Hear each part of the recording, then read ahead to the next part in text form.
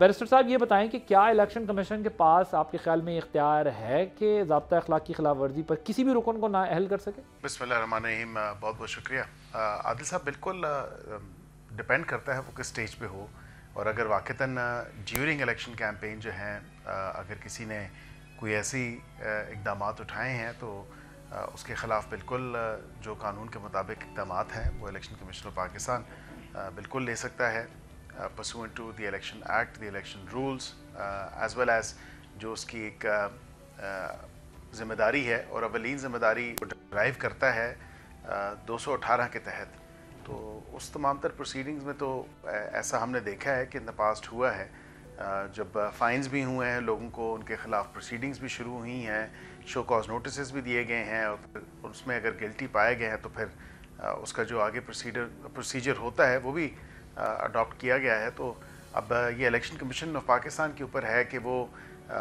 जिस किसी अगर मेंबर ने गैर मशरूत माफ़ी मांग ली है या उसके ख़िलाफ़ जो प्रोसीडिंग्स हैं वो किस स्टेज पे चल रही हैं और किस तरह इनिशिएट हुई हैं और किस वजह से इनिशिएट हुई हैं, ये तमाम तर पहलू जो हैं वो बड़े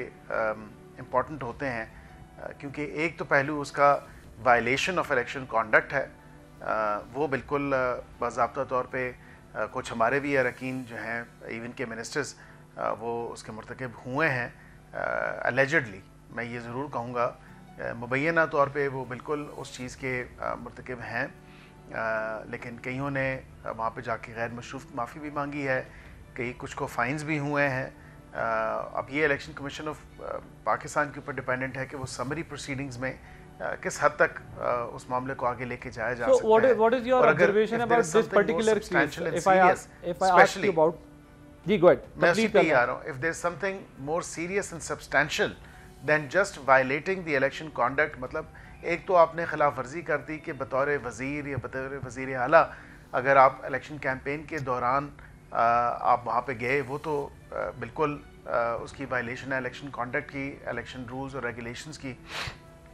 इलेक्शन एक्ट की। लेकिन इस पर्टिकुलर सिनेरियो में मैं ये देख रहा हूँ कि उससे 2 हाथ क्या 10 हाथ आगे जाके वज़ीर आला साहब ने बड़ा ही गैर ज़िम्मेदाराना और गैर मुनासिब जो एक उनका टोन और टेनर था, और जिस तरह की थ्रेट्स दी गई और फिर जिसके तनाज़र में वहाँ पे रेंजर्स भी हुए और दीगर सिक्योरिटी इक़दामात को जो है फूल प्रूफ बनाने के लिए वहाँ पे लॉ इन्फोर्समेंट एजेंसीज़ की मदद से जो है सेफ्टी और सिक्योरिटी को इंश्योर किया गया वहाँ पे जो पूरे इलेक्शन प्रोसेस था उस हवाले से। तो मैं समझता हूँ कि बिल्कुल ये उनकी अपनी ही स्टेटमेंट थी जिसने इस चीज़ को दावत दी, और अब उनके ख़िलाफ़ आज की प्रोसीडिंग्स तो मुझे नहीं पता कि उन्होंने क्या मौक़िफ़ वहाँ पे इख्तियार किया। अली बुखारी साहब गालिबन उनके वकील भी हैं, तो ये ज़्यादा बेहतर बता सकते हैं कि उस अदालत में कोर्ट रूम के अंदर जो है क्या सारा मामला हुआ है। ओके, सब्सक्राइब करें और बेल दबाएं ताकि कोई खबर रह न जाए।